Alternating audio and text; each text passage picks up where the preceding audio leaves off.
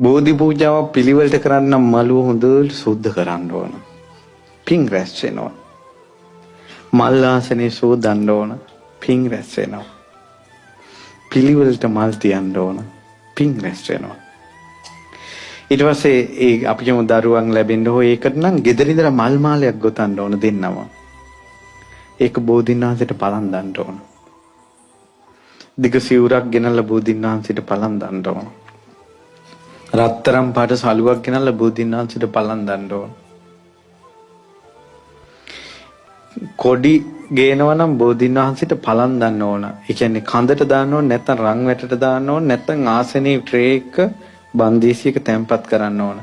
කිසිම දවසක බෝධින්වහන්සේගේ අතුවල ඉල්ලන්න හොඳ නැහැ. පව් සිද්ධ වෙනවා. බෝධින්වහන්සේ ලංකාවට වඩම්මද්දී සංඝමිත්තා උත්තමා වේවත් බෝධිය අල්ලලා නැහැ. ඒ විශේෂයෙන් කාන්තාව බෝධි වල අතුවල ඉල්ලන එක සුදුසු නැහැ.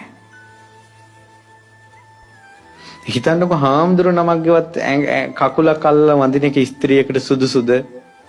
එහෙනම් බුදු කෙනෙක් විදියට වඳින බෝධින්වහන්සේ අල්ලන එක සුදුසුද? සුදුසු නැහැ. ඒකයි ගොඩාක් ආච්චියම්මලාගේ බෝධි පූජා හිස් වෙලා යන්නේ. බෝධි එල්ලලා කොඩි ගැට ගන්න නිසා.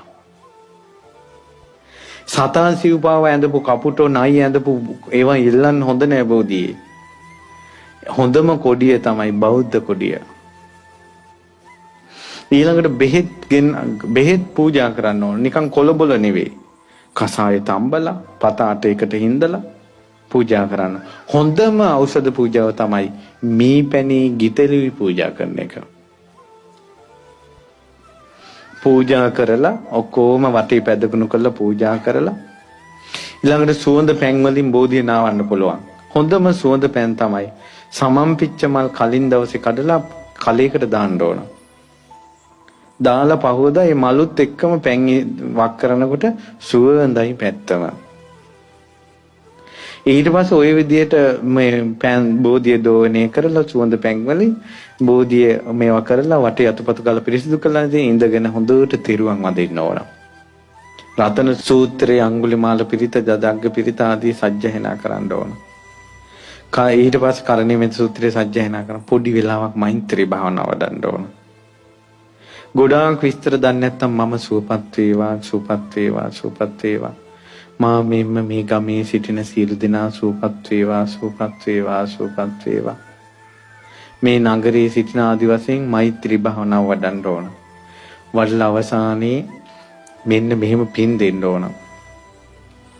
බුදුරජාණන් වහන්සේ සම්බුදු වුණ බෝධිආනුභාවයෙන් අනුරාධපුර බෝධිආනුභාවයෙන් අෂ්ටඵල බෝධින්වහන්සේලාගේ ආනුභාවයෙන් අපේ උතුම් වඳුර මේ දෙතිස්ඵල බෝධින්වහන්සේගේ ආනුභාවයෙන් මං කරපු සජ්ජායනා කරපු පිරිත්වල ආනුභාවයෙන් මළුව සුද්ධ කරපු පින්වල ආනුභාවයෙන් මල් ආසනේ සුද්ධ කරපු පින්වල ආනුභාවයෙන් ඒ වගේම මේ පැණි ගිතෙල් පුදපු පින්වල අනුභවයෙන් පැන් පූජා කරපු පින්වල අනුභවයෙන් සලුවක් පූජා කරපු පින්වල අනුභවයෙන් සිවුරක් පූජා කරපු පින්වල අනුභවයෙන් සුවඳ පැන් වලින් දෝවණය කරපු පින්වල අනුභවයෙන් මෛත්‍රී භාවනාව කරපු පින්වල අනුභවයෙන් අහවල් ලෙඩා අසනීප වෙලා සිටිනවා ඔහු සුවපත් වේවා සුවපත් වේවා අහවල් ලෙඩා නිරෝගී වේවා නිරෝගී වේවා නිරෝගී වේවා බෝධින්වහන්සේගේ අනුභවයෙන් නිරෝගී වේවා නිරෝගී වේවා නිරෝගී වේවා ඉක්මනින් නිරෝගී වේවා නිරෝගී වේවා නිරෝගී වෙලා ආවට පස්සේ එයත් ගෙන්නගෙන මේ උතුම් බෝධින්වහන්සේ ළඟ උදේවරුේ කිරිහාර පූජාවක් හෝ හවස් වරුවේ ගිලම්පස පූජාවක් කරලා දෙවිවරුන්ටත් පින් දෙන්න අපි කැමැත්තෙන් සිටිනවා. අනේ ලෙඩා කොහොම හරි සුවපත් වේවා සුවපත් වේවා සුවපත් වේවා කියලා කියනවා එච්චරයි. පඳුරු ගැට ගැහුවෙත් නැහැ. ওই විදියට කළොත් පිහිට ලැබෙනවද නැද්ද? අනිවාර්යයෙන්ම ලැබෙනවා. ඒ වගේ පිහිටක් සලසා ගන්න ඕන.